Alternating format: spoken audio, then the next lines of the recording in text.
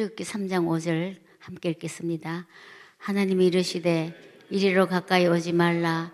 내가 선 곳은 거룩한 땅이니 내 발에서 신을 벗어라. 여호수아서 5장 15절 말씀 또 한 목소리로 읽겠습니다. 여호와의 군대 대장이 여호수아에게 이르되 내 발에서 신을 벗으라. 내가 선 곳은 거룩하니라 하니 여호수아가 그대로 행하니라. 네, 오늘 이 두 구절에 공통점이 있습니다. 신발 벗는, 신발을 벗으라고 얘기합니다. 신발 벗는다는 이 의미를 생각하면서 오늘 또 이번에 고난주간 집회의 주제가 부흥이라고 들었습니다. 제가 생각을 했어요. 부흥, 리바이벌. 부흥의 뜻이 무엇인가 다시 한번 사전을 찾아봤어요. 그랬더니 한번 쇠퇴한 것이 다시 성하여 일어나는 것, 이것이 부흥인데, 그리고 이번에 집회와 부흥, 결론부터 내리자면은 부흥이란 바로 예수 그리스도께로 돌아가고 그분을 향하는 것, 그분을 사랑하는 것, 이것이 바로 부흥이 아닌가. 부흥의 외적인 것은 뭐 성장, 외형이 커지는 것이 부흥이 아니라 내면적인 우리 마음이 다시 한번 예수 그리스도께로 초점을 맞추고 돌아가는 것. 평생을 주님께만 초점을 맞추고 산다면 우리는 부흥의 삶을 살고 있는 거지요. 그런데 이 진정한 부흥을,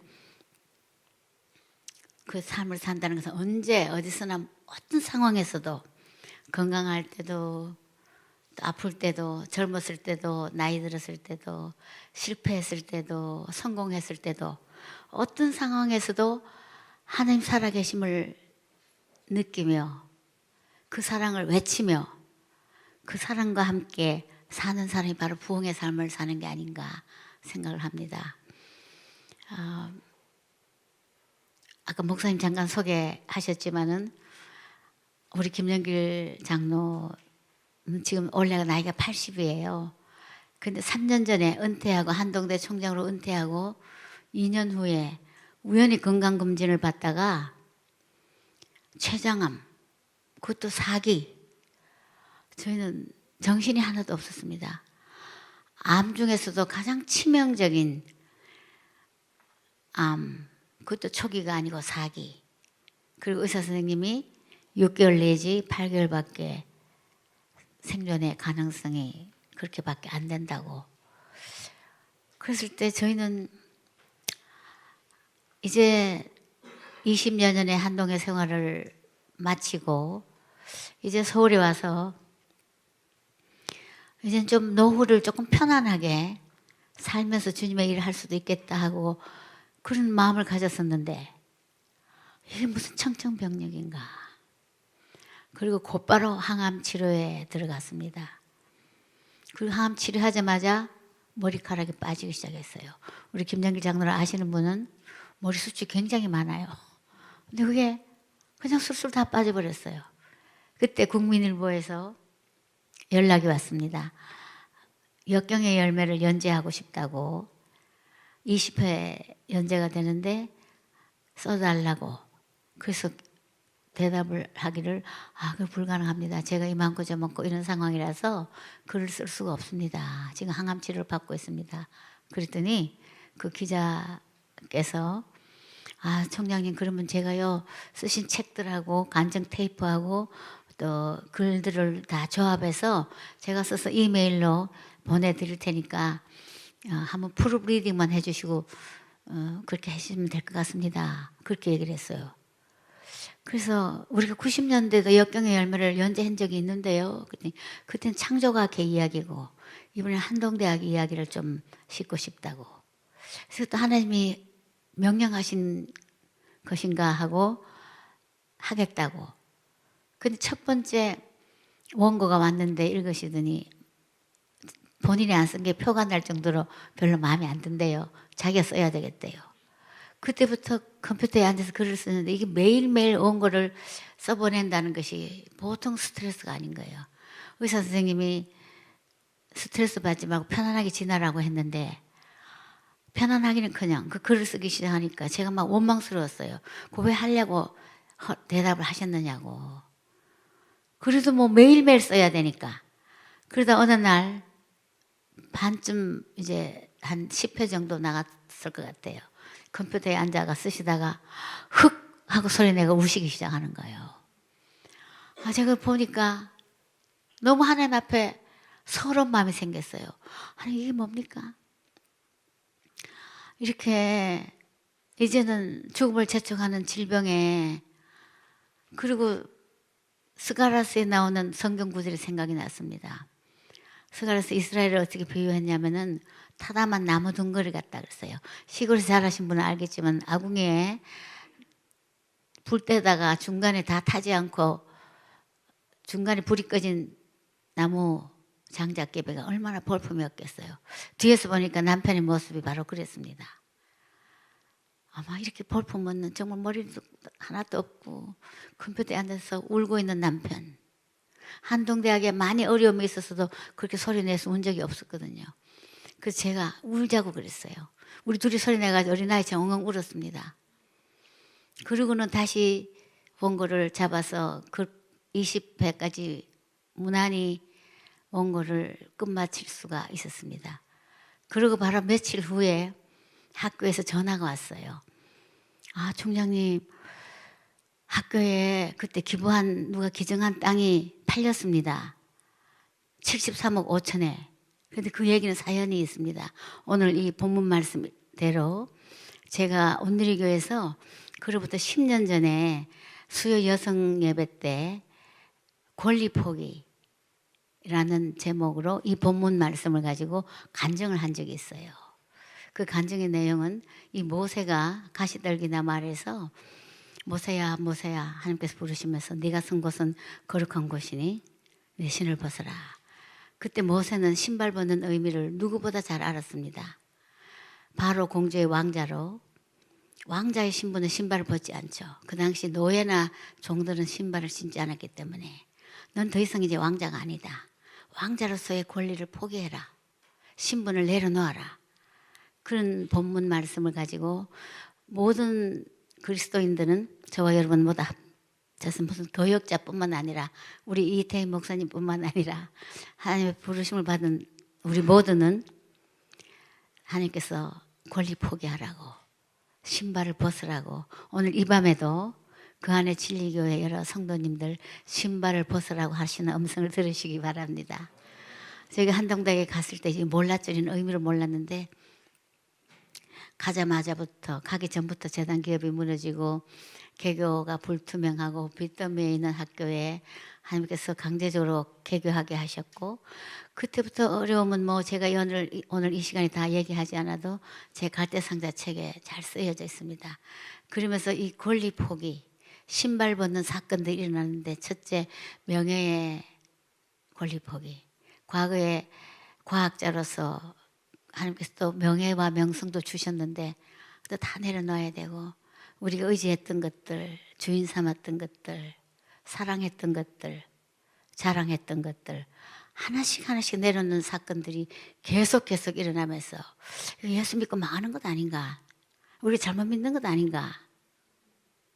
그리고 나중에 감옥까지 갔거든요. 그랬을 때 제가 주님 앞에 너무 섭섭해서 주님 앞에 삐져서 이렇게 항의를 한 적도 있습니다. 주님, 저기 예수님 조금만 좋아할 걸 그랬나 봐요. 예수님을 너무 좋아하다 보니까 미국에서 서울에서 포항, 감옥까지 가네요. 미리 귀띔만 해줬어도 한동대학에 안 왔을 텐데, 우리만 망하는 게 아니고 한동의 학생들, 교수님들, 학부모님들 다 망하는 사건이 일어나는데 이게 도대체 꿈입니까 생시입니까? 그렇게 서럽게 주님 앞에 항의한 적도 있었죠. 그런데 그 내려놓아야 하는 사건들을 간증을 하고 이튿날 저희 집에 누가 찾아왔습니다. 제 육촌 여동생이 찾아와서 언니, 어저께 그 간증을 들었는데 밤새 성령님께서 잠을 재우지 않고 권리 포기하라고. 뭘 권리 포기하냐면은 자기한테 대구에 있는 땅이 있는데 지금 거의 매매가 성사돼서 63억 5천에 계약하기 직전인데 이것을 한동대학에 기증하라고 성령님께서 잠을 재우지 않게 하셔서 언니 제가 찾아왔어요. 그래서 형부총장님께 이거 좀 전해주시고 이 말을 전해주시고 그리고 이것을 단 하나 목적은 교육과 선교에 필요한 건물을 하나 지었으면 좋겠어요. 그랬어요. 제가 너무 깜짝 놀란 것이 제 동생이 5년 전에 남편과 사별했거든요. 그리고 아들, 딸, 대학생 둘이가 연년생으로 대학을 다니는데 저도 모르게 너 남편도 안 계시는데 이 거금에 이것을 기부하면 너 어떻게 살려고? 그랬더니 우리 동생이 정색을 하면서 저보고 언니는 어저께 그렇게 간증해놓고 나보고 왜 그런 말리는 얘기를 해요? 나는 언니한테 드리는 것도 아니고 형부한테 드리는 것도 아니고 하나님께 드리는 건데 그리고 나는 우리 아이들 교육시킬 수 있는 또 조그마한 여유가 있어요. 그렇게 해서 그 땅이 기증이 됐습니다. 그리고 살려고 하는 그 매수자까지 소개를 하면서 10억의 계약금을 이제 받게 되었고 그 동생이 또 귀띔을 하기를 절대로 중간 대금을 받지 말고 마지막 대금을 받으라고. 왜냐하면은 혹시 중간 대금 받고 나면은 그들이 가등기를 하게 되고 마지막 대금을 안 받아도 받아내기가 쉽지 않으니까 아예 계약금과 마지막 대금 거기까지 가르쳐 줬어요. 그래서 그래야 되나 보다. 그래서 10억 계약금 받고 시간이 지났는데 그들이 마지막 대금을 날짜를 자꾸 몇 달 연기가 되더니 그 회사에서 학교에다 통보를 하기를 도저히 우리가 은행에 돈을 융자를 못 받게 돼서 그 10억을 포기하겠습니다. 그러는 거예요. 그런데 이거 그렇게 해도 되는가? 이 작은 액수가 아닌데 우리가 기독교 정신이 대학에 이 돈을 돌려줘야 되는 거 아닌가? 그런데 그 회사에서는 전혀 안 주셔도 됩니다. 계약을 위반한 것은 우리니까요. 그래서 돈이 10억이 떨어졌어요. 학교가 너무 찢어지게 가난했기 때문에 하나님 이런 방법으로도 돈을 주시는가? 그거 돈을 빚을 낼 판으로 가난했기 때문에 그 돈을 받았죠. 그리고 또 60억 5천에 또 다른 계약자가 회사가 또 나타났어요. 그때는 5억이 계약금이었어요. 그런데 똑같은 현상으로 또 돈을 못 낸 거예요. 그때 2007년이었습니다. 그리고 15억 공짜로 떨어진 거예요. 이래도 되는 건가? 참 양심은 한쪽에는 찝찝하고 한쪽에서는 그쪽에서는 그 돈 안 받겠대요. 우리들이 계약을 위반했기 때문에 그거 포기합니다. 캐년 마세요. 학교에서는. 그런 희한한 일이 있으면서 저희들은 교수 사모들 중보기도 모임에 맨날 일주일에 한 번씩 모이는데 맨날 기도하는 거죠. 그 땅이 팔리게 해달라고. 그리고 그 땅은 영원히 안 팔리고 우리는 2014년에 은퇴를 하게 됐고 그리고 우리 때가 아닌가 보다. 이건 우리 때에 하나님 허락하시지 않는가 보다. 다윗에게 성전을 허락하지 않으셨듯이 그리고 우리 잊어버리고 있었는데 항암 치료하면서 역경의 열매를 끝내고 일주일도 채 안 됐는데 학교에서 전화가 오기를 총장님 그 땅이 팔렸습니다. 73억 5천에 팔렸습니다. 10억이 더 올라간 거예요. 그 사이에. 다 계산해보면 얼마나 큰 액수겠습니까? 그 15억은 진적에 가난해서 다 쓰고 없고 73억 5천이라는 소리에 우리 부부는 너무 깜짝 놀랐어요. 그리고 그것이 우리한테 연락해온 이유는 우리 친척이 했기 때문에 그리고 이사회 회의록에도 있기 때문에 알려온 거죠. 그때 너무나 가장 희망이 없는 호플레스한 가장 처절한 상황 속에서 김영길 장로 눈은 반짝이기 시작했습니다. 그리고 본인이 꿈이 있었거든요. 이걸로 뭘 하고 싶었던가. 저희는 한동대 개교한 이후로 개발도상국의 학생들을 부르다가 아무리 학교가 돈이 없어도 장학금을 주고 교육을 시키고 그 나라를 복음화하는 인재들 키우는 일에 그때까지 수백 명이 왔다 갔습니다. 그래서 이것은 교육이라는 툴을 가지고 복음을 전하는 그래서 우리 이태희 목사님 나오신 힐스 한동 인터내셔널 로스쿨 거기도 많이 왔었습니다. 외국에서. 한동대학은 정말 이름 그대로 한동 글로벌 유니버시티답게 많은 해외 학생들이 많이 왔었죠. 그래서 그 센터를 세우고 싶어 하셨던 거예요. 그리고 거기에 세 가지 미션, 하나님 지상명령, 마태복음 28장 18절에서 19절, 너는 모든 족속으로 제자를 삼아 아버지와 아들과 성령의 이름으로 세례를 주고 지상명령을 수행하는 대학.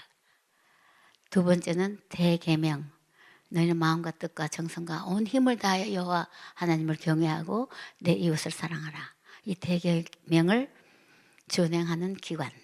세 번째는 문화명령, 창세기 1장 28절에 너희는 이 땅에서 생육하고 번성하고 이 땅을 정복하라. 그리스도인들이 하나님 나라를 이 땅에 건설해야 되는 거죠. 그 꿈이 있었거든요. 그래서 이 센터를 세우는 거다. 그리고 한동대학은 저희가 참 핍박을 한참 받을 때 개교할 때부터 한동 글로벌 유니버시티, 그리고 HGU라는 뜻의 G자의 가운데 이니셜을 두 가지 의미로, 하나는 한동 가스 유니버시티, 하나는 글로벌 유니버시티. 하나님은 글로벌 하나님이시니까, 그리고 한동대학은 하나님의 대학이니까. 근데 그 이름을 붙인 이후로 얼마나 많은 영적 전쟁이, 얼마나 많은 핍박이, 얼마나 무서운 조롱과 참 왕따를 당하는 일이 있었는지. 그리고 심지어 어떤 지역에 있는 우리를 비난하는 단체는 이 학교가 서울에 있는 것도 아니고 인천 영종도에 있는 것도 아니고 포항시도 아니고 흥해읍도 아니고 남송리 3번지에 있는 대학이 글로벌 유니버시티라고 그렇게 조롱을 했었어요. 그러나 마나 우리는 하나님의 대학이고 모든 족속으로 제자를 삼는 대학이다. 이것이 영적 수원지가 돼서 이곳에서 나오는 인재들이 세상을 바꿀 거다. 한동대학의 슬로건이 있습니다. Why not change the world? 공부해서 남주자, 손해보자, 희생하자, 낮아지자. 한동인들은 이 대학 다니는 동안에 귀에 계속 이것이 입력이 되는 거죠.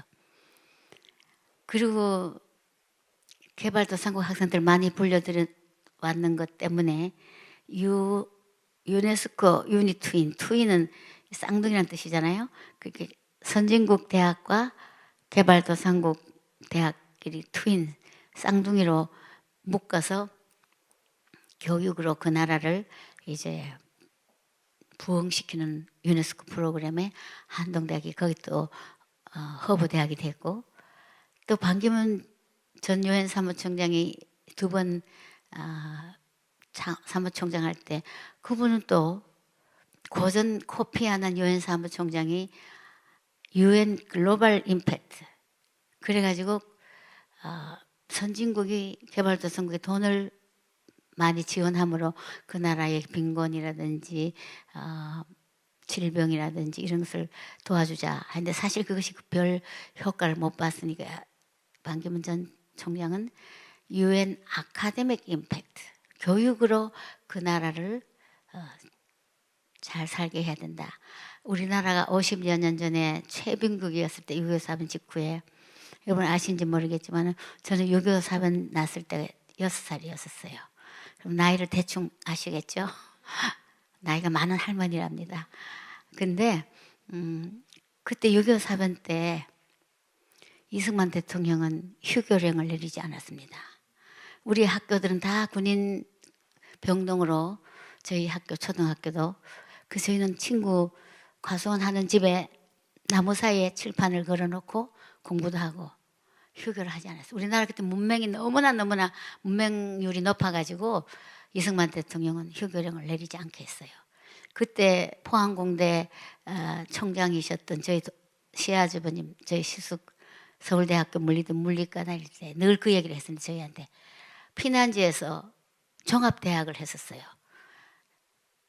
연대, 고대, 서울대, 이화대학, 숙대, 또 다른 대학들 한 클래스로 피난지에서. 그 이유는 대통령이 휴교령을 내리지 못하게 되는 거죠. 저희는 초등학생이었는데도 휴교령을 내리자 공부했죠. 교육이 중요하다. 그래서 반기문 사무총장도 아마 그 경험을 했든지 유엔 아카데믹 임팩트, 물고기 잡는 법을 가르쳐줘야 된다. 그 나라를 잘 살게 하기 위해서.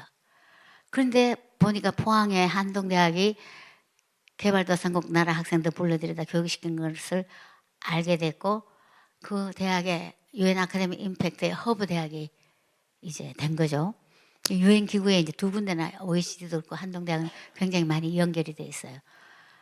근데 우리는 그거는 유엔 일이고 우리는 속으로는 복음 전하는 거죠. 교육을 가지고 복음을 전하는 거.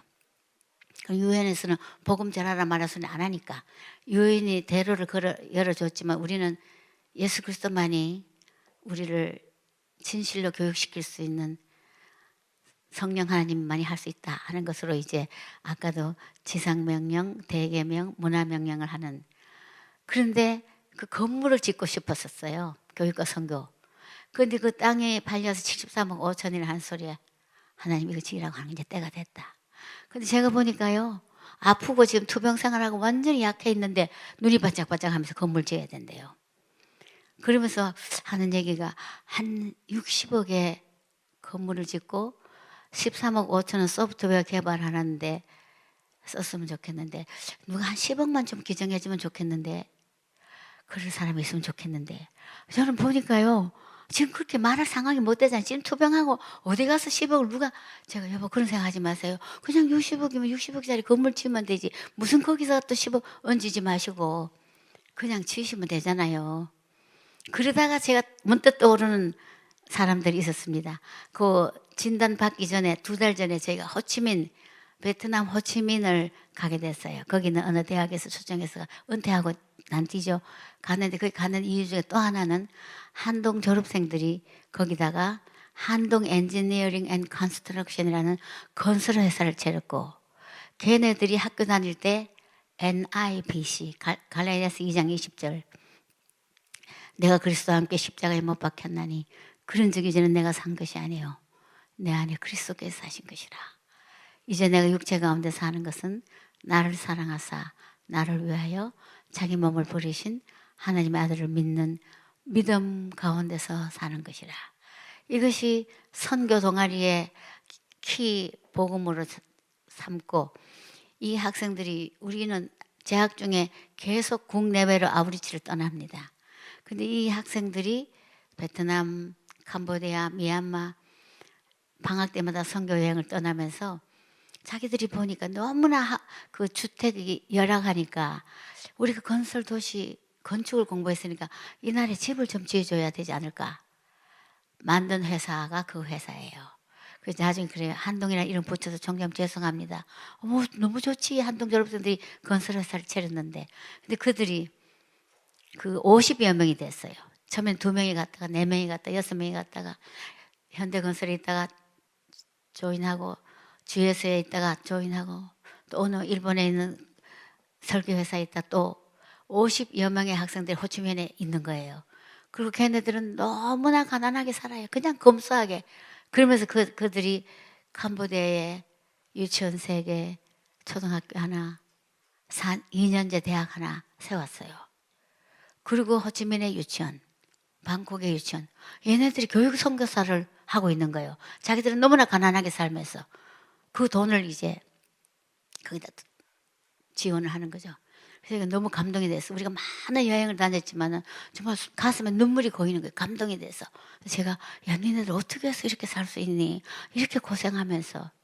그때 걔네들이 우리 고생 안 해요. 우리 너무 재밌어요. 우리 생활관에 기숙사에 있을 때요. 우리끼리 맨날 꿈꾸고 하던 거 이대로 그냥 하잖아요. 프랙티스 하잖아요. 그리고 총장님 가르쳐 주셨잖아요. 공부해서 남주라고.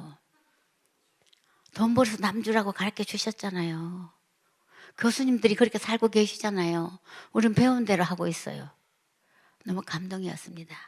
그래서 제가 그것들을 보고 왔기 때문에 여보 걔네들이 거품 없이 실비로 건물을 짓는다는데 그나마 조금 남은 것 학교 세우고 하니까 걔네들이 지으면 어떨까요?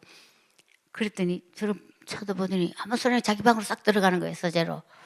제가 속으로 내 말하는 게 좀 마음에 안 들었는가? 한 10분 있다 나오더니 그 너무 좋은 생각이야. 지금 나중에 며칠 지나고 물었습니다. 왜 그래? 들어가 있다 한참 있다 나와가지고 얘기했냐 그랬더니 내가 하나님께 여쭤봤고 또 생각을 해봤어.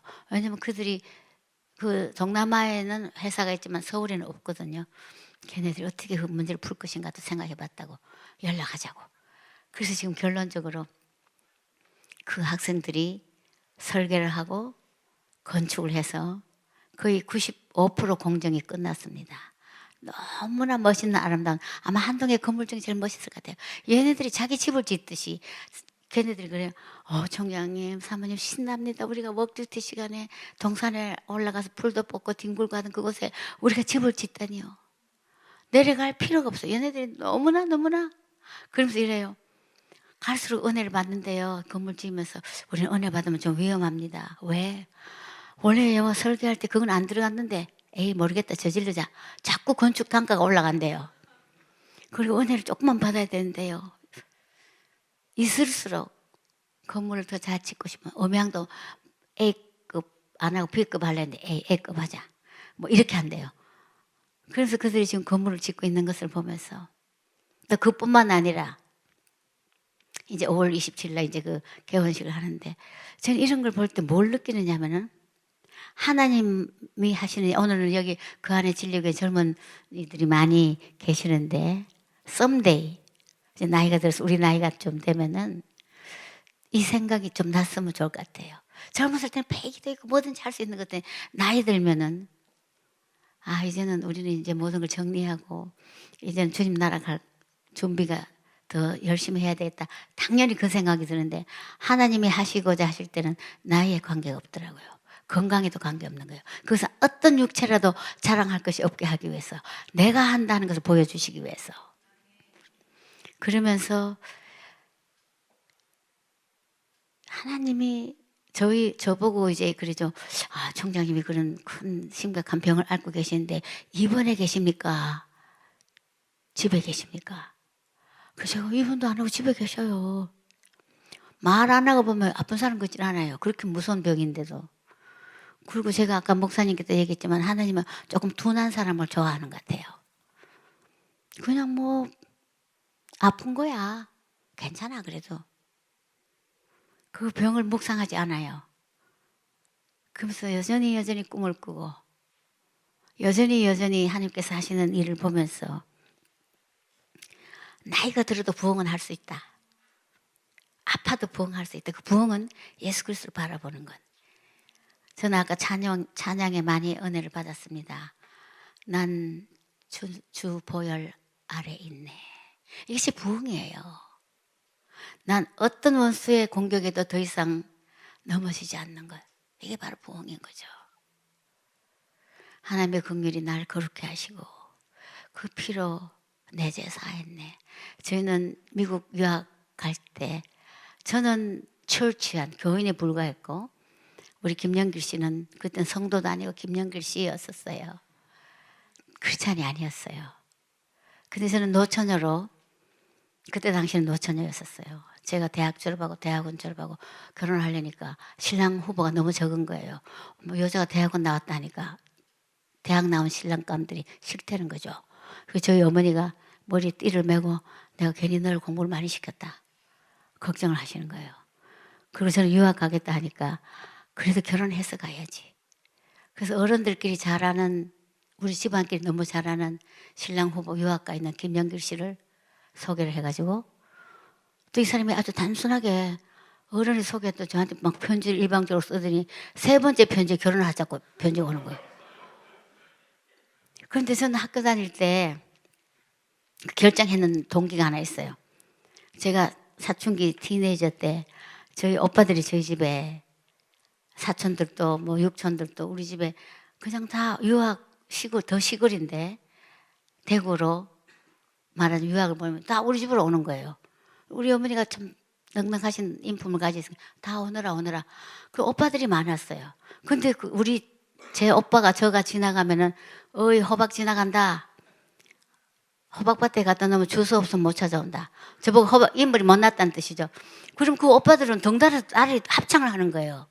내 오빠만 얘기해도 내가 좀 덜 분한데 아니 우리 집에 공부하러 밥 먹고 그냥 있는 오빠들이 미안해서라도 그 소리 안 해야 될 텐데 같이 합창 어이 호박 막 이러면서 그리고 저희가 학교 다닐 때는 새 학기 되면 교과서가 새로 나왔어요. 뭐 국어 산수 뭐 다 그러면 개학하기 전에 그 책 포장을 다시 아마 기억하시면 포장 다 하고 노트도 또 다시 해갖고 그 전날 이름을 다 쓰고 그 이제 내일 계약 준비인데 제가 열심히 하고 있으면 오빠들이 지나가다가 얘는 지 이름도 못 쓴다. 김여매가 뭐냐? 김여매가 김영애라고 썼는데도 불구하고 김여매래요. 그럼 제가 막 이야기하려 이게 어떻게 그러냐고 그러면 아무리 봐도 얘는 낙제감이야. 근데 요즘 제가 이런 문자를 보내면 잘못 눌리면 김여매가 되더라고요. 그래서 내가 우리 오빠들이 참 머리가 좋구나. 그때 어떻게 날 보고 김여매래. 제가 빨리 치면 김여매 되거든요. 지금도. 근데 그때 제한테는 굉장히 자존감이 약하고 열등의식이 생겼어요. 호박이라고 하다 놀리니까. 그래서 제 어머니한테 엄마 나 좀 이쁘게 놔주시지. 이렇게 왜 이렇게 못나게 놔줘서 오빠들이 호박이라고 놀린다고. 근데 저희 어머니가 막 웃으면서 야 그러게 말이다 야 너 지금도 내 말 안 듣는데 뱃속부터 내 말 안 듣더라. 내가 너보고 이쁘게 나와달라 그렇게 부탁했구만. 네가 내 말 안 들어서 그렇지. 자기는 책임이 없다는 거예요. 제가 말 안 들어서 그렇대요. 그 저희 아버지도 약주 잡수고 오시면 이 못내미를 어디다 치워 먹을 거. 그리고 저는 뭐 영락 없는 못내미죠. 그래서 제 속으로 나는 손 안 볼 거다. 손만 보면 딱지 맞을 거니까 호박이니까. 그리고 그거를 가지고 즐거운 상상에 빠진 적도 있어요. 하나님이 나한테 1분간만 네 얼굴 마음대로 만지라. 혹시 그래 해서 만져주신다면 어디를 만질까 생각해 보니까 1분이 모자라요. 만질 때가 너무 많은 거예요. 그래서 요즘 우리나라가 뭐 성령 왕국이다 그런데 저는 조금 이해를 해요. 사춘기 젊은 여자들 그 외모에 너무 관심이 많으니까. 그래서 얼굴을 안 보고 장가 프로포즈 했을 때 얼른 결정했어요. 엄마 이 사람 얼굴에 관심이 없나 보다. 근데 제가 사진을 보냈을 때 그때는 여자 머리가 이렇게 한쪽 귀는 가리고 한쪽은 뒤로 제끼는 그 머리가 요양을 해서 그런 사진을 보냈는데 부모님들께 너무 잘 알아요 집안은. 근데 우리는 절대로 본 적이 없었거든요. 나중에 한국에 결혼하러 청첩장 다 뺏기고 귀국했는데 저를 귀를 보더니 귀가 한쪽도 있네 이러더라고요. 그 사진에 귀가 없다고 귀가 없는 줄 알았다 해글쎄요. 아무리 이러 봐도 안 보이고 이렇게 봐도 안 보이고 이 사람은 한쪽 귀는 없구나. 근데 한쪽 귀 없는데 어떻게 결혼할 생각했나요? 모르지. 그래서 결혼하고 싶던데. 노총각이라서 그랬던 것 같아요. 어쨌든 그 대신에 제가 딱 한 가지 조건을 내세웠던 것은 결혼하자 했을 때 나는 어릴 적부터 교회를 다녔다.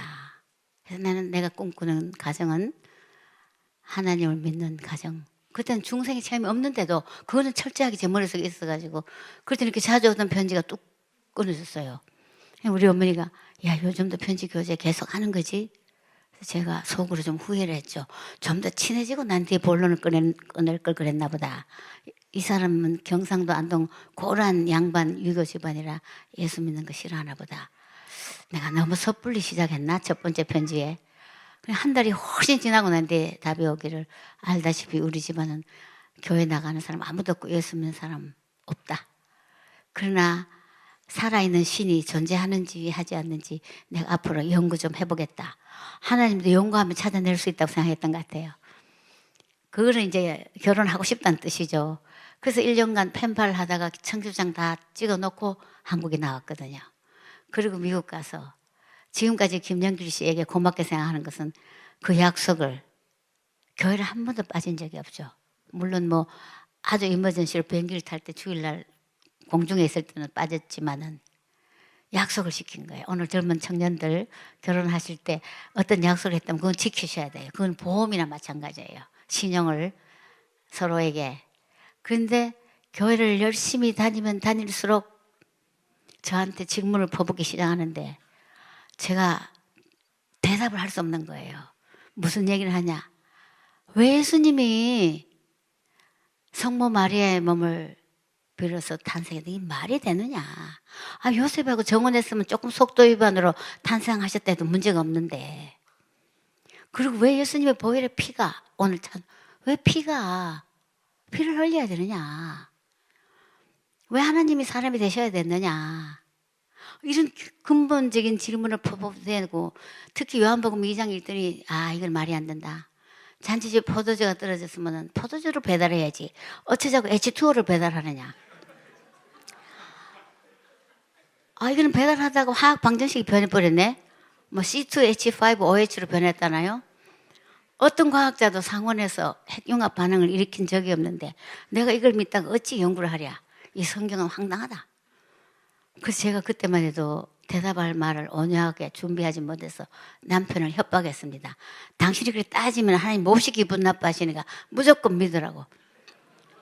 그래 나 같은 사람 무조건 믿기는 힘드는데 그래서 성경이 동서고금을막론하고 베스트셀러니까 스테디셀러니까 이참에 내가 끝까지 한번 읽어는 보겠다.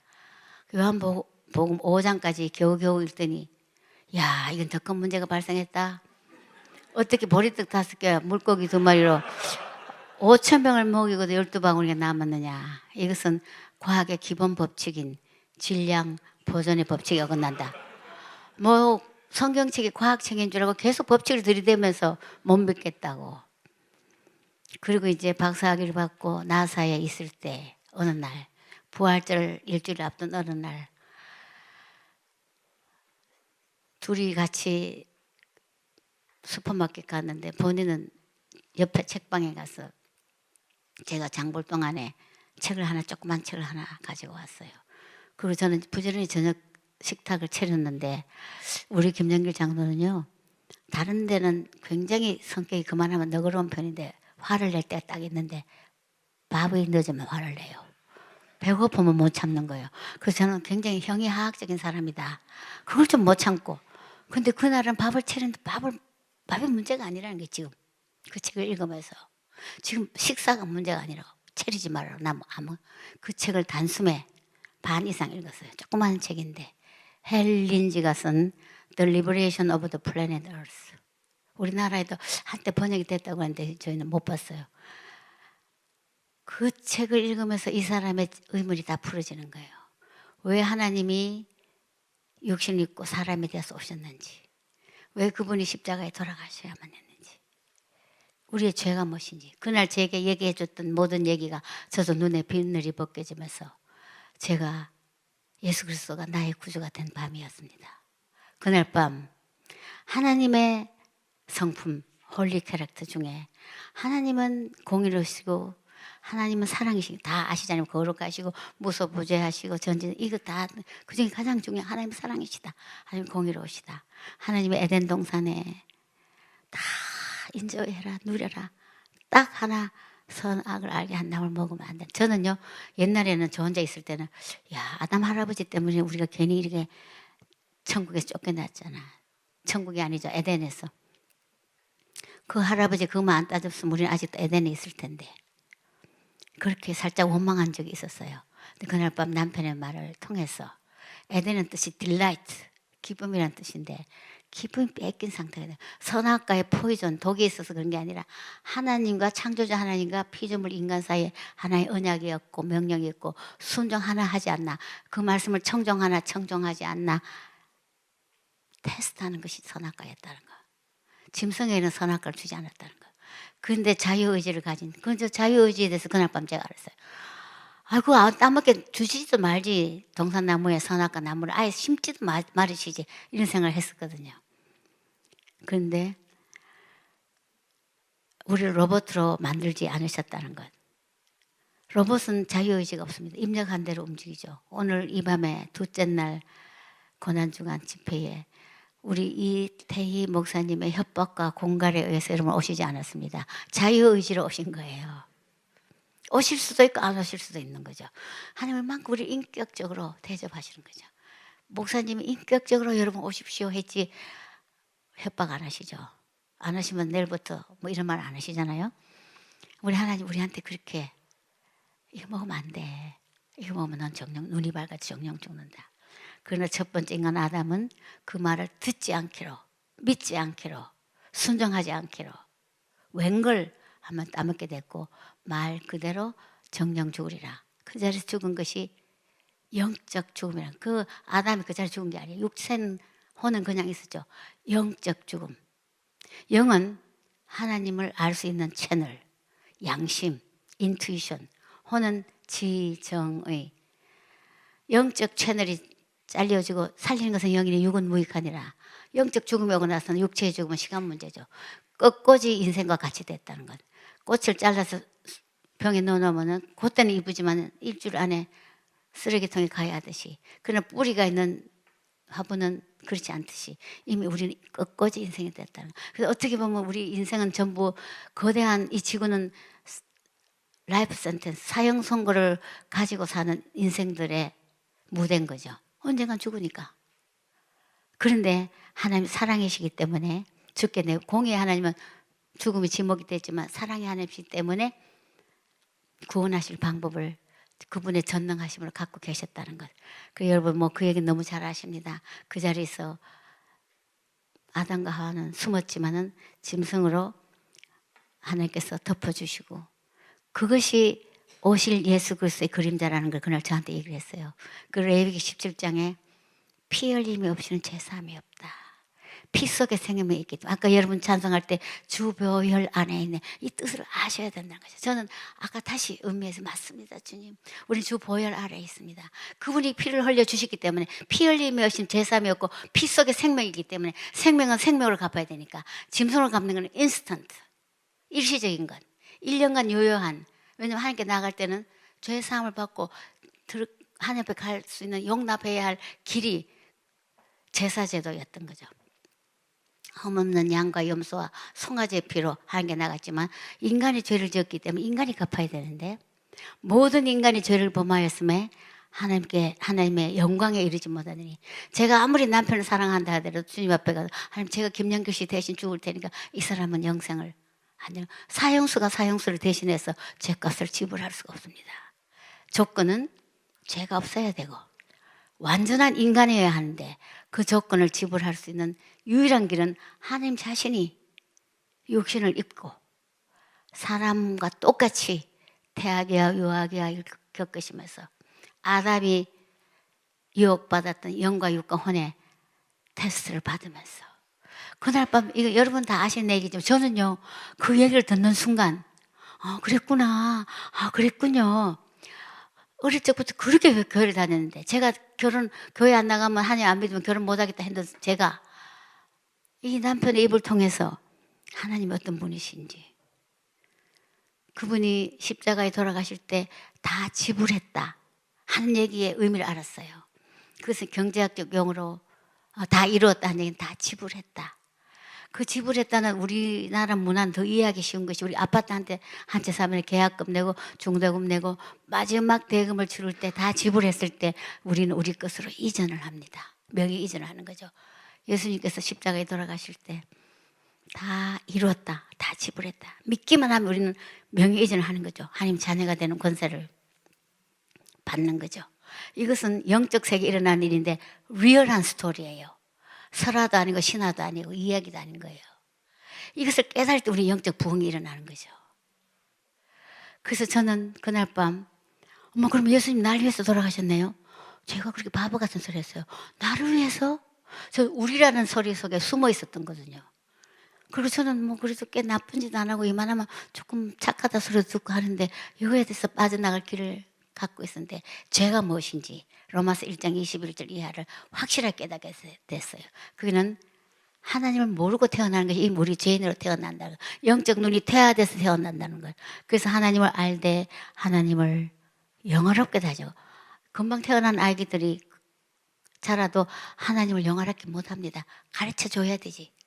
하나님을 영화롭게도 못하고 감사하지도 않고 그 마음이 허망해져서 우준하게, 허무주의에 빠지고 우준하게 돼서, 준자에는 벌레 충자가 3개 들어있어요.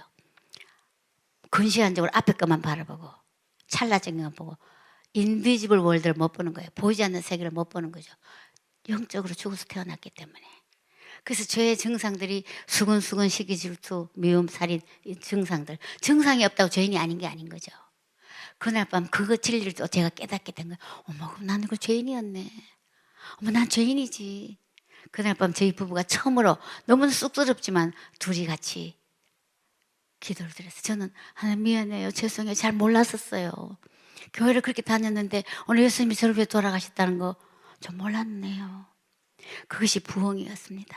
오늘 이 밤에 그 안에 진리교회에 오신 이 밤에 여러분들 다시 한번 그 예수 그리스도가 나와 무슨 상관이 있는지 하나님과 나와 바른 관계를 오늘 다시 한번 확인하는 것이 부흥입니다. 하나님과 바른 관계가 서면은요 남편이 다르게 보여요. 저는 그전에요 여기서 살짝 고백하겠는데 김영길 장로가 너무 멋있었거든. 재미도 없고 로맨틱하지 않아요. 그 좀 후회할 때도 있었어요. 어머나 이 사람은 괜히 결혼했나 봐. 그전에 나 따라다니는 사람 하나 있었는데 그걸로 갈걸. 살짝 그런 적도 있었어요. 제 갈대상자 책에도 썼지만은 제가 이제 결혼해서 신부로 갔을 때 우리 차가 그 유학생, 가난한 유학생 중에 제일 좋은 거라고 자랑하더라고요. 이거 다치다트, 그 중에 GT가 붙어 있어. 제가 뭐 다치다트를 뭘 알 거며 GT 붙은 게 얼마나 좋은지 모르죠. 그럼 누구 좋은 차라고 막 이 동네에서 제일 유학생, 한국 유학생 중에 이게 제일 좋아. 그런가 봐. 그 얼마 있다가 피크닉을 갔는데 그때는 정말 뭐 요즘 말하면 호랑이 담배 필 때 얘기입니다. 우리 알바니 뉴욕에 있었는데 저 뉴햄프셔로 가는데 우리가 제일 뒤에 가는데 이 양반이 35마일 이상 달리지 않는 거예요. 근데 앞차하고 자꾸 거리가 멀어지고 뒤 차들이 우리 때문에 빨리 달리지만 여보 저 뒤차 밀리잖아요. 빨리 좀 가자. 35마일 못 봤어? 그 옆으로 당겨서 뒤차 보고 막 가라고. 그러니까 모르는 차들이 앞에 끼기 시작하면서 우리는 앞에 일행들하고 점점 멀어지면서 그때는 지도도 없고 핸드폰도 없고 V자 갈림길에 와가지고 이쪽인지 그러다가 그냥 한쪽을 택했는데 일행을 놓친 거예요. 뱅뱅 돌다가 집에 와가지고 제가 이불 덮어쓰고 너무 분한 거예요. 아이스박스에 음식 나가는데 먹지도 말고 이불 덮어쓰고 난 결혼 잘못했다. 다트 GT 그렇게 자랑하더니 자랑이나 하지 말지. 피크닉 하면 못 가고 이렇게 거짓식한 사람하고 내가 어떻게 살냐. 나중에 은혜 받고 다 회개했습니다마는 결혼 잘못했다고 제가 막 후회했는 거예요. 이렇게 순발력도 없고 재미상도 없고. 근데 그날 이 진리를 가르쳐 주는 순간 어머 이 사람 내 남편 참 멋있네. 그래서 제가 어머 나 이때까지 교회 다녀도 어떤 목사님을 붙은 설교보다 오늘 이 설교가 최고라고. 근데 그건 제가 그냥 했는데 그 얘기를 김영길 장로는 많은 사람한테 합디다. 그게 너무나 기분 좋았나 봐요. 여러 아내들 이 밤에 남편들 계속 격려하시기 바랍니다. 그래야 힘을 얻는 거예요. 근데 한국 가서 창조학교 사역을 할 때 제가 따라다니면 뒤에 앉아있으면 온전 신이 아픈 거예요. 제가 긴장을 하니까. 왜냐면 말을 떠듬떠듬 하죠. 막 어떤 거 연대도 틀리죠. 그래서 하루 없이 제가 종이를 내가 써요. 요것도 틀리고 저것도 틀리고 쫙 써가지고 집에 가서 여보 그거는요 연대 그게 아니잖아요. 그리고 그건 너무 중요한 거대요. 훌렁 넘어가고요. 제가 뒤에 앉아가지고 다 쓰는 걸 얘기하니까 다 듣더니 나는 확실히 말의 은사가 없어서 다음에는 나한테 강연 요청하면 우리 창조학교 멤버들에게 가라 하고 난 안 가야 될까 봐 탁 낙심하는 거예요.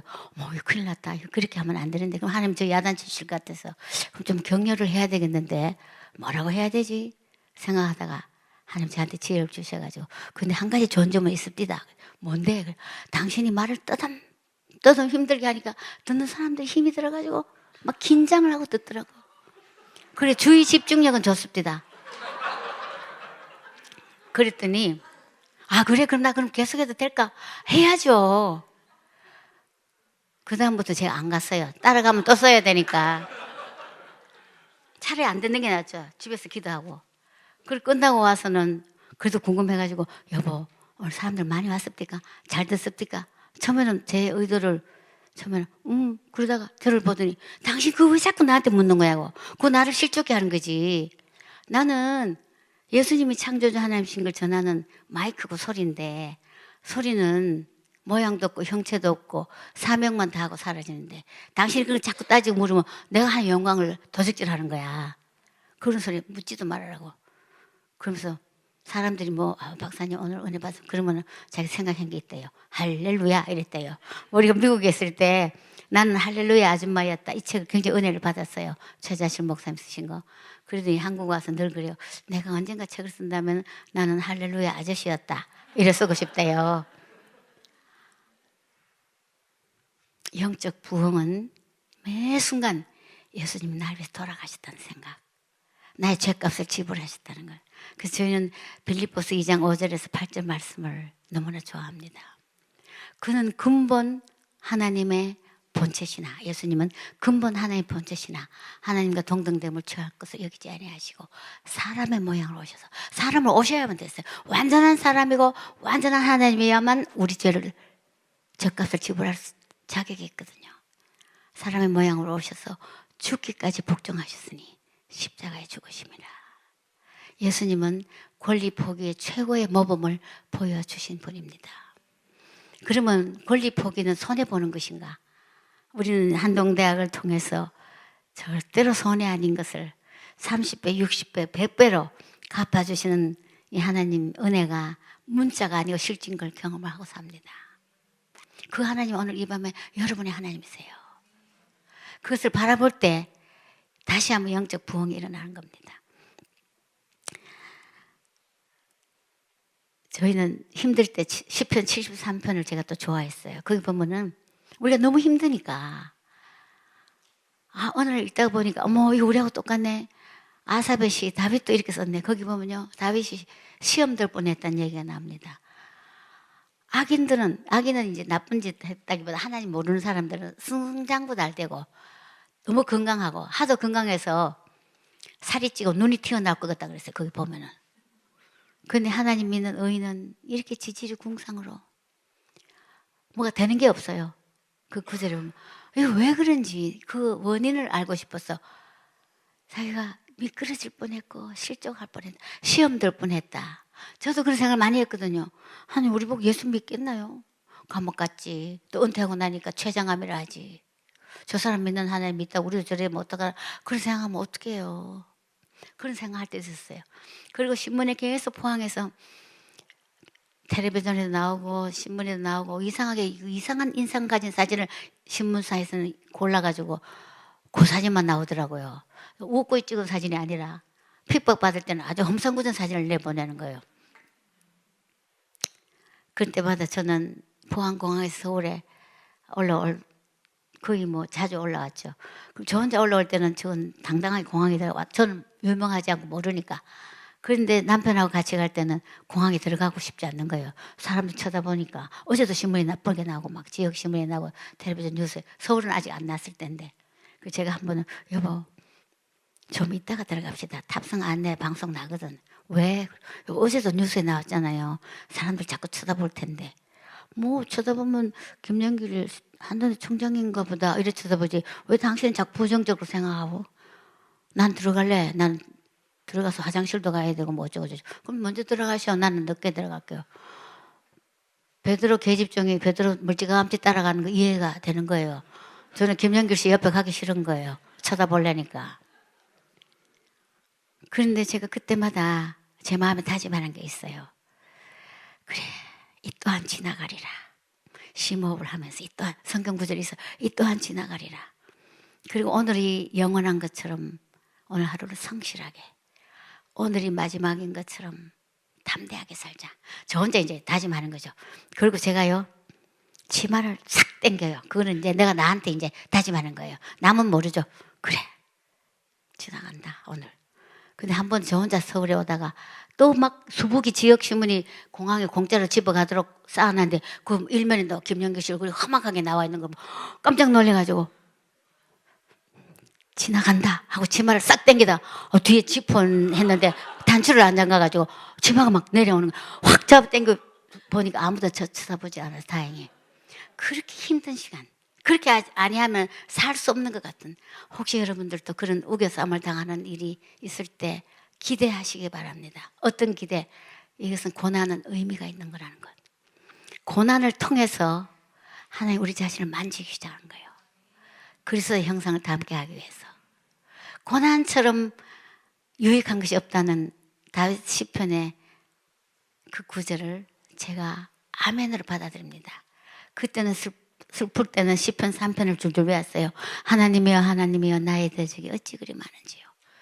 일어나 치료하는 자가 많소이다. 사람들이 저를 가르쳐 말하기를 저는 하나님께 도움을 받지 못한다 나이다. 그러나 내가 주의 성산에서 주께 부르짖더니 주께서 내 머리를 드셨나이다. 저는 그 기도할 때만 하나님 우리 머리 좀 들어주십시오. 체면을 좀 살려주십시오. 얼굴 들고 살 수가 없습니다. 그 다음에 제가 마음에 드는 구절이 하나님께서 악인의 뺨을 치시고 이빨을 꺾거다. 어머 이거 너무 마음에 드는 거예요. 신약에 보면은 원수를 사랑하라 해가 난 그건 너무 힘들어가지고 그 기도는 좀 못할 것 같았는데 어휴 시편 3편은 악인의 뺨을 치셔가 제가 기도해 뺨을 좀 치시고 이빨을 꺾어달라고 마음 놓고 했죠. 성경에 다윗도 그리 했으니까. 그런데 그 결론은 여호와는 나의 산성이시요 나의 뿌리시요 나의 영광이시니이다. 기어코 그 고백을 토해내게 하시는 하나님이 저와 여러분의 하나님이십니다. 우리가 한참 힘들 때 얼굴을 들어주시는 일. 김병기 장로 감옥 갔을 때 제가 너무너무 섭섭해가지고 지금 이게 뭡니까? 우리 보고 예수 믿고 망했다 하지. 이렇게 해서 누가 우리 보고 예수 믿겠다 하겠습니까? 그러면서 시편을 또 외웠습니다. 그런데 우리 교수 사모님 한 분이 저한테 전화를 해서 사모님 총장님 부총장님이 부르습니다. 왜냐하면 부총장도 같이 감옥 갔거든요. 행정부총장. 하나님께 두 사람 얼마나 신용하셨으면 감옥까지 가도록 허락했겠습니까? 저는 제 남편이 한동대에 사회 가는 게 큰 축복이고 특권으로 아는데 사모님 혹시 슬퍼하시고 낙심하시면은 하나님 섭섭해 하십니다. 꿋꿋하게 이 길 걸어가셔야 합니다. 하나님 살아 계시지 않습니까? 정신이 번쩍 드는 거예요. 너무나 좋은 충고였었죠. 그 이튿날 면회를 갔더니 하루 사이에 안경도 뺏기고 푸석푸석한 얼굴에 안경이 철이 들었다고 자해할까봐 안경을 압수당했다는 거예요. 저는 그때 안경이 몇 개나 있어가지고 이것도 해보고 저것도 해보고 저는 얼마나 무정한 아내였는지 김명길 장로는 딱 안경 하나밖에 그거 뺏기고 나니 안경이 없는 거예요. 내가 왜 이렇게 무심했던가. 나는 모양 낸다고 이것도 있고 딴 것도 있는데 그러면 안경을 해달라 그래요. 그러면 안경 저쪽에서 괜찮아. 룸메이트도 좋고 방 청소도 안 시키고 이불도 안 개키고 중얼중얼 어머 저 룸메이트도 있구나. 이불도 개켜야 되나 보지. 그래서 제가 어제 전화 받은 말씀이 생각이 나요. 여보 당신 불안한 사람 많습니다. 그 아무나 못 들어간대요. 하나님이 당신을 얼마나 신용하셨으면 거기 들어가라 했겠어요. 지금까지 돈 걱정 검찰에 불려다니고 검찰에 얼마나 많이 불려다녔는지요. 한 번은 아침 10시 갔다 밤 11시 넘어왔어요. 그래서 서재로 쑥 들어가는 거예요. 밤 12시 자정이 다 돼서. 그래서 제가 방문에 불을 켜려고 서재 불을 켜지 말라 그러더라고요. 울고 있는 거예요. 눈물을 닦고 있어요. 그래서 저도 모르게 여보 많이 힘들었죠. 그러면서 제가 물었어요. 당신 돈 없는 거하고 핍박하고 둘 중에 하나만 하나님 고르라 하면은 어떤 거 하실 것 같아요? 왜냐면 돈도 없고 핍박 두 가지 샌드위치로 힘들었거든요.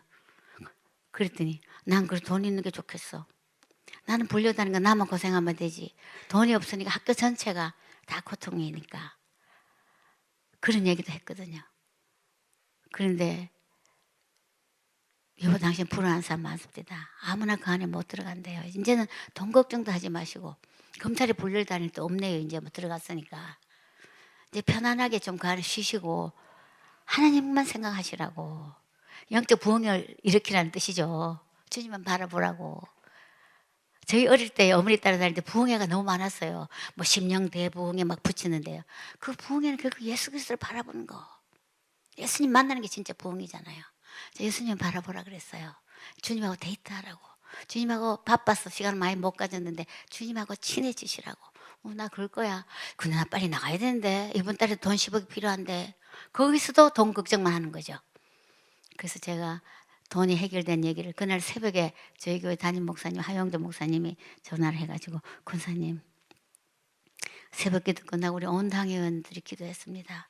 그 한동대 10억이 필요한 걸 알고 교회에서 어찌하든 간에 변통을 해서 그 10억을 보내기로 했으니까 오늘 면회 가시거든 장로님께 그 말 전해드리십시오. 그랬더니 그래 그럼 나 좀 더 있어도 되겠구나. 빨리 나가야 되겠다는 사람이 10억 됐다니까 더 있겠대요. 그러면서 그 안에서 있을 때에 바깥에서 누리지 못하는 평강, 그걸 제가 느낄 수 있어요. 면회관 교수님들이 저보고 그래요. 사모님, 총장님이요, 바깥에 있을 때보다가 거기 가니까요, 고급 호텔에서 보약 잡수고 계시는 것 같이 얼굴이 너무 좋아 보였어요. 거기서 다른 걱정 없이 앉아있는 하나님, 내가 당신이 무능할수록 하나님이 일하시는 걸 난 봤다고. 10억이 해결됐다 그랬기 때문에 안심을 하는 거죠. 그 하나님, 함께 하시는 하나님이 오늘 여러분 한 분 한 분의 하나님 신을 다시 보시기 바랍니다. 가장 힘들 때 함께 하시는 하나님, 가장 가까이 계신 하나님. 그리고 나흘 후가 스승의 날, 학생들 1,800여 명이 카네이션을 두고 학교 28대의 버스를 타고 경주 내남 교도소로 가서 스승의 날 행사를 했습니다. 스승의 은혜는 하늘 같아서 우러러 볼수록 너파만 지네. 아 고마워라 스승의 사랑. 아 보답하리 스승의 은혜. 이 노래를 계속해서 학생들이 눈물을 닦으면서 스승의 노래를 부르고 대표 학생들은 안에 들어가고 철창문 앞에는 학생들이 가져온 카네이션을 잔뜩 쌓아놓고 그때 삼엄한 경계를 폈던 경찰관들, 교도관들, 보도진들이 너무나 충격받았다. 우리가 이런 장면을 볼 수 있다니. 그때 뭐 총장실 점거하고 화염병 던지고 참 학생들이 사나운 학생들은 굉장한 일들을 벌일 때인데 어떻게 감옥에 있는 두 선생님들을 위해서 학생들이 이런 일을 할 수 있는가. 그 신문에 다 보도가 되고 신문들이 우호적으로 계속 보도를 냈습니다. 만약 총장, 부총장이 정말 자기 개인으로 부정했다. 우리가 5가지 제목이었습니다. 변호사비를 총장 개인이 안 냈다고 해서 업무상 공금횡령죄, 3개월 교직원 월급 못 준 것이 노동법 위반, 얼굴을 들어주듯이 학교가 계속 우수대학이 됐을 때, 국고금이 나왔을 때 3개월 밀린 교직원 월급을 보름간 월급으로 지급을 했어요. 물론 금방 갚았는데도 불구하고 국고금 전용죄, 변호사비를 제일 앞에 내서 업무상 공금횡령죄라 변호사비 총장 개인이 안 낸 것이 업무상 공금횡령죄라는 거죠. 그런데 사설들이 그렇게 얘기했습니다. 신문 사설들이 이 재판은 끝난 것과 같다. 총장과 부총장 개인이 10원 하나 포켓에 들어간 것 없고 가난한 학교를 끌고 가느라 설사 실정법을 어긴 부분이 있다 할지라도 이것은 정상 참작의 여지가 있다. 그러면서 이 재판은 대법원까지 다 무죄로 끝이 났고 53일간 약간의 벌금을 물었습니다. 그 벌금도 그래요. 벌금을 조금 물었는데 우리는 감옥 간 걸로 이제 모든 사건이 끝장난 줄 제가 너무 좋아했는데 또 지역의 단체들이 김영길 총장 전과자다. 벌금을 물었으니까 전과자 총장은 물러가야 된다. 막 프랑카드를 붙여놓는 거 시내에. 어머 우리가 전과자가 됐구나. 그래서 제가 또 하나님 전과자가 됐다네요. 전과자가 이게 자꾸 이런 일을 어떻게 하면 좋을지 기도했는데 어떤 일이 벌어졌겠습니까? 7월 4일 날 나왔는데 공격이 여전히 계속되는데 그해 늦가을에 국회에서 법이 하나 통과됐습니다. OECD 국가 중에 벌금을 무는 것이 전과자로 치면 한국이 제일 전과자가 많은 나라래요. 그래서 벌금 낸 것은 그때까지 이것을 말소하는 걸로. 전과자. 그래서 제가 울고 기도하니까 법도 바꾸시더라고요. 그런 하나님이 저와 여러분의 하나님이세요. 하나님 이 지구상에 나 하나밖에 없다고 쳐다보시는 것 같은 그런 사랑을 여러분 느껴보시기 바랍니다. 저도 12번도 더 삐졌지만은 주님 앞에 금방 풀어졌기 때문에 삐쳤다 표현을 쓰는 겁니다. 하나님 무소부재하시고 전지전능하신 하나님이 내가 겪고 있는 고난의 길을 다 알고 계시다는 것. 광야 40년을 지나가게 한 걸 기억하라. 신명기 8장 2절 3절에 있습니다. 왜 그렇게 하느냐? 때로 너희를 낮추게 되고 감옥까지 가도록 정말 낮추게 되고 제가 감옥에서 나와서 어느 식당에 가서 밥을 먹는데 김영장은 큰 소리로 나 감옥에 있을 때 뭐 이러니까 종업원이 음식 갖고 오다 와갖고 한 번 더 쳐다보는 거예요. 흉악범인가 싶어 억울을 보고 그래서 제가 아이고 감옥 소리는 조그맣게 하지 그랬더니 내가 크게 했나? 자유하는 삶 감옥에 가도 또 무죄가 돼도 이 사람 별로 얼굴에 그냥 편을 동요하는 빛이 없어요. 그래서 저는 하나님은 좀 둔한 사람 확실히 좋아하신다. 적당한 바보스러운 사람. 김정일 장도 상당히 조금 그렇거든요. 그래서 여러분 약점이 많을수록 기대하시기 바랍니다. 하나님 약한 자를 들어서 강하게 하시고 미련한 자를 들어서 지혜롭게 하셔서 어떤 육체라도 자랑할 것이 없게 하시는 그 하나님. 이제 시간이 많이 가서 말씀을 마무리해야 되겠습니다. 부흥이 일어나는 최고의 스타팅 포인트, 시발점은 하나님 안에서 나의 존재 가치를 발견해야 돼요. 내가 누구인가? 하나님 안에서 내가 누구인가? 성부 하나님 안에서 소속감, 성자 예수 그리스도 안에서 나의 가치, 성령 하나님 안에서 자신감. 이것을 갖는 사람은 날마다 내면의 영적 부흥을 경험할 수가 있습니다. 저는 아까도 얘기했지만 외모의 열등의식과 능력에서도 학교 다닐 때 반장을 해본 적이 없어요. 60명 중에 그저 10등 안팎. 탑은 전혀 해본 적이 없고 반장은 물론이고 분단장도 못 해봤고 한 번 부분단장 6명 중에 그랬더니 저희 아버지께서 온 친척들이 전화 돌리고 얘가 부분단장 됐다고. 그리고 책 읽을 시간 되면 벌써 배가 살살 아프고 손에 땀이 나고 그랬던 제가 여러분 앞에 마이크를 들고 이렇게 간증을 할 수 있는 이 담력은 예수 그리스도. 이분을 만난 뒤로 꿀리는 게 없어요. 돈 많은 사람이든 지위가 높은 사람이든 나보다 잘나는 사람이든 제가 영어를 버벅대면서도 제가 예수님 영접하고 난 뒤에 이거 주이시한테 여자한테 가서 이사에서 53장 가지고 네가 믿는 폴리티컬 메사야는 없다. 예수 그리스도가 그가 채찍에 맞음으로 우리가 나음을 입었고 그가 징계를 받음으로 우리가 평화를 누리는 그분이 우리들의 메사야다. 그분이 영어를 제가 잘 못했기 때문에 완전히 알아들었을지 몰랐을지 그건 아직도 의문이지만은 저하고 가장 친한 주이시 이웃이었습니다. 담력이 있는 거예요. 그 여자뿐만 아니라 한국 사람이든 미국 사람이든 막 전도를 했어요. 그래서 제 옆에 이곳에 새로 이사 온 여자 그가 크리스찬이었는데 저를 보더니 보고 저보고 Mrs. Kim, are you practicing Christianity? 그런 거예요. 저는 그 말에 조금 놀래가지고 Are you Christian? 그랬으면 Yes, I am. 그랬을 텐데 Are you practicing Christianity? 의사들이 의사 고시 보고 개업할 때 프랙티스 한다 그러죠.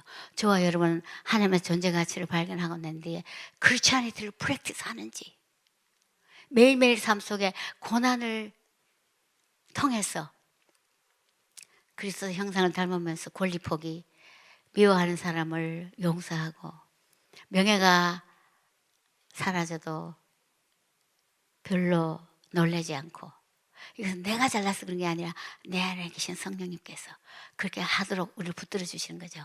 저는 요한복음 3장 16절을 이 존재 가치를 발견한 구절로 제일 좋아합니다. 여러분 잘 배우시잖아요. 하나님이 저와 여러분을 이처럼 사랑하사. 구원하신 이유는 사랑이라는 것. 대가는 독생자를 주셨으니 방법은 믿기만 하면 결과는 멸망치 않고 영생을 얻게 하려 하심이라.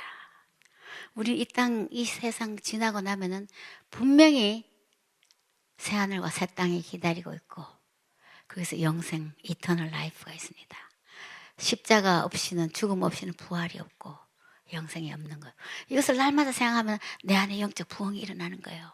어떤 상황에서도 저는 그 후로도 많은 연단과 고난이 있지만 그 고난의 의미는 다 뜻이 있기 때문에 하나님께서 그분의 형상을 담게 하기 위해서 그분의 거룩에 참여하기 위해서 또 로마서 5장 3절을 제가 좋아합니다. 환난 중에 즐거워하나니 옛날에는 이 구조는 잘못됐다. 환난을 어떻게 좋아할 수 있을까? 근데 한동대학을 겪으면서 이해가 되는 거예요. 환난 중에도 즐거워하나니 환난은 인내를 낳는다는 거예요. 고난이 없이는 인내가 생기지 않아요. 그렇죠 여러분들? 금방 좀 겁나오라 뚝딱 매직 램프처럼 응답이 되면 좋겠는데 안 되는 거예요. 그래서 우리가 인내를 배우는 거죠. 그 인내를 통해서 연단을 그리스도의 형상을 닮아가는 연단을 그리고 결과는 소망을 낳게 하려 함이라. 그 소망은 바로 예수 그리스도입니다. 우리의 참 소망은 오직 예수 그리스도뿐이라. 오늘 이제 말씀을 정리하면서 그 안에 진리교회, 저는 이 이름이 너무 좋더라고요. 그 안에 진리교회, 진리, 나는 길이요 진리요 생명이니 예수 그리스도의 교회를 세우신 이곳에서 날마다 영적 부흥을 경험하시는, 날마다 예수 그리스도를 바라보는, 어떤 상황에 처하든지 간에, 어떤 지금 좌절을 갖고 있든지 간에, 경험과 좌절의 경험은 우리도 꽤 많이 했거든요. 근데 뭐 돈이 없는 경험 하나만 더 얘기할게요. 사실은 우리가 막 학교가 이제 부도가 나서 시립대학 하기 직전 찰나였었어요. 이제 부도가 나면 시립대학으로 연판장 돌리고 국회로, 청와대로, 교육부로 탄원을 막 올릴 때였었으니까요. 조마조마한 날인데, 부도는 사업하신 분은 알지만 100만 원만 없어도 부도가 납니다. 5억 중에 100만 원이 빠져도 부도가 나는 걸 저희는 알았어요. 근데 5억이 없어서 이제 이건 큰 돈이죠. 그때 IMF 경제 위기 때. 그래서 서울에 와서 돈을 구하다 못 구하고 내려와서 청장실을 뱅뱅 도는데, 그날 밤 최풀에 설교하러 오신 목사님이 오후 4시경에 청장실에 와서 보니까 첫마디에 이렇게 얘기하더래요. 총장님, 양말을 짝짝이 신으셨나요? 또 무슨 경험 없는 일이 있나 봅니다. 그래서 그 목사님, 젊은 목사님인데, 하영정 목사님만 돼도 돈 없는 얘기 할 텐데, 이 젊은 목사님이 뭐 이 큰 문제를 해결하겠나 싶어서 말을 안 하려고 그랬다가 그분이 그러시는 바람에 그 상황을 얘기했더니 그 목사님이 저보고 나중에 그랬어요. 김영길 총장 장로님의 얼굴이 너무 불쌍하게 보이더래요. 슬퍼 보이더래요. 자기도 모르게 내가 아는 인천에 있는 어느 기업인이 있는데 좀 알아볼까요? 네, 좀 알아봐 주십시오. 그리고 아슬아슬하게 전화 통화가 돼서 그 얘기를 했더니 목사님, 저도 한동대를 참 아끼고 좋아하지만 지금 5천만 원도 아니고 5억은 저희 힘으로는 도저히 불가능합니다.